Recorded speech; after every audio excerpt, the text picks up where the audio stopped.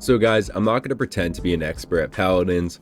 I've actually only been playing for a week or two, but I found a build for Grok online, which makes him such a good character in my opinion. This build essentially turns him into a insane DPS healer combo. Less on the healer side, a bit more in the DPS, but he can still put down some heals. I'll start off with the talent, which I typically use, which is Maelstrom. I think that's how you pronounce that.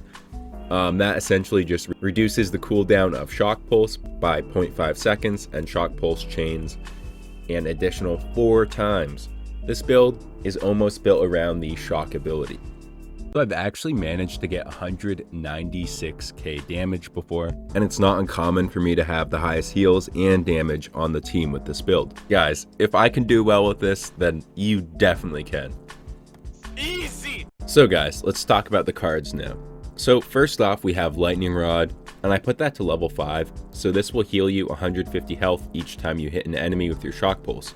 So as long as you're putting out that damage with those Shock Pulses, then you really don't have to worry about going down at all. You'll be constantly getting healed. Next, we have Thunderstruck at level 2. This allows you to generate 12% of your ammo each time you hit someone with the Shock Pulse. Now you could swap that out for something else that you find more valuable, but personally that's what I like to run. Alright, next we have Astral Traveler.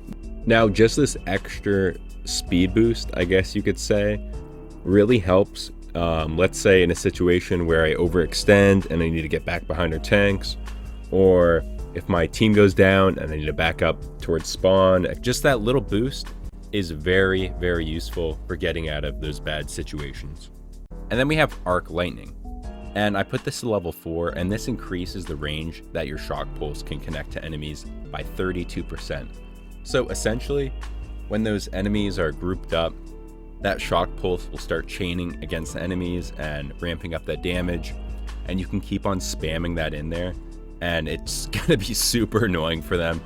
That 32% is super, super useful. Grok really exceeds when all the enemies are in these tight choke points, and you can just spam that, and like the damage will just rack up. It's insane. Then finally we have Spirit's Grace at level 3, and this allows your allies to gain 24% movement speed inside healing radius. Now you can swap this out for something that you'd prefer over this. I feel like it's very useful having my team a little bit more, speedy boy mode. The most important item you can buy, in my opinion, for this build is Chronos. I try to level that up as fast as I can. So Chronos allows you to get your abilities back faster. And this is going to combo with Maelstrom. And as long as you're shooting your staff at enemies, your Shock Pulse will come back literally within 1 to 2 seconds. So this means you'll have constant self-heals from the Lightning Rod card, and you'll also get your totems back faster. So you can actually fulfill your role as a healer rather than a DPS character. So guys, a quick recap. Remember to keep shooting your staff to gain Shock Pulse back, and spam left trigger or whatever keybind you have. And remember to drop your totems, otherwise you'll get nasty messages from your teammates that you aren't fulfilling your healer role. If you guys try out this build, make sure to let me know how much damage you put out. I want to see someone break that 196k. I know it's possible, boys. Anyways, thanks for watching. I hope you enjoyed this little guide, I guess, or build on Grok, and have an amazing day.